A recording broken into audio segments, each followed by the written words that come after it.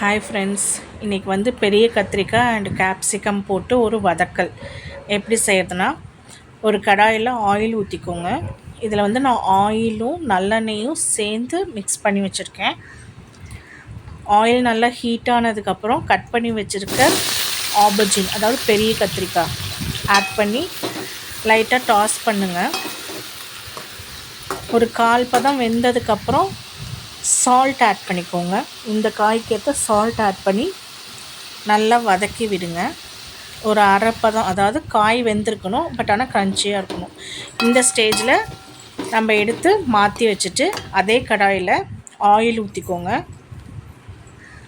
Oil heat ஆனதுக்கப்புறம் கடுகு add பண்ணிக்கோங்க.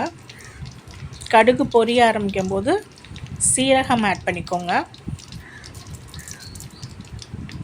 இது ரெண்டும் பொரிஞ்சதுக்கப்புறம் கருவேப்பிலை ஆட் பண்ணிவிட்டு ஒரு லாவிஷ் அமௌண்ட் ஆஃப் பூண்டு, நான் இதில் ஒரு 10 பல் பூண்டு போட்டிருக்கேன், போட்டு நல்லா வதக்கி விடுங்க. கொஞ்சம் அது கலர் மாறணும்.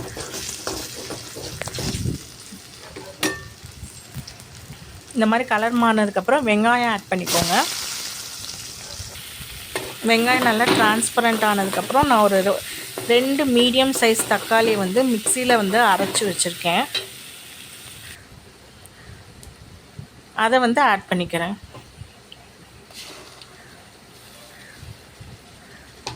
ஆட் பண்ணி நல்லா வதக்கி விடணும். வதக்கி விட்டுட்டு ஆயில் செப்பரேட் ஆகி வர ஸ்டேஜில் நம்ம மசாலாஸ் எல்லாம் ஆட் பண்ணிக்கலாம்.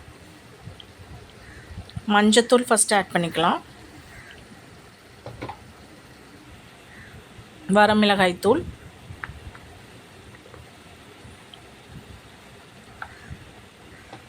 அடுத்து தனியாத்தூள் எல்லாம் ஆட் பண்ணி நல்லா வதக்கி விட்டுருங்க.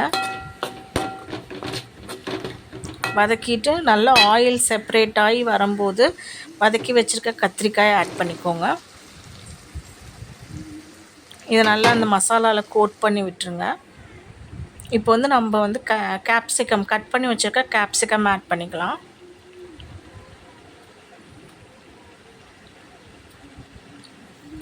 இதையும் நல்லா இந்த மசாலாவில் கோட் பண்ணிடுங்க.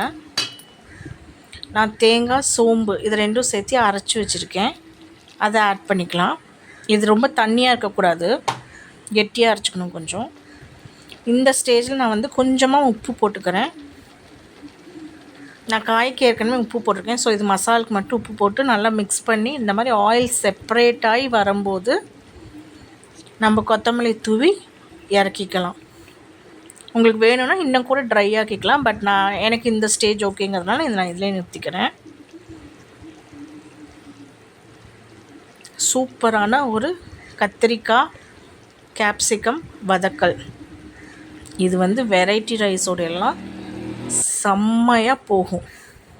நான் வந்து புளியோதரை, தயிர் சாதம் பண்ணி இந்த கத்திரிக்காய் வதக்கல் வச்சு சாப்பிட்றேன். தேங்க்யூ.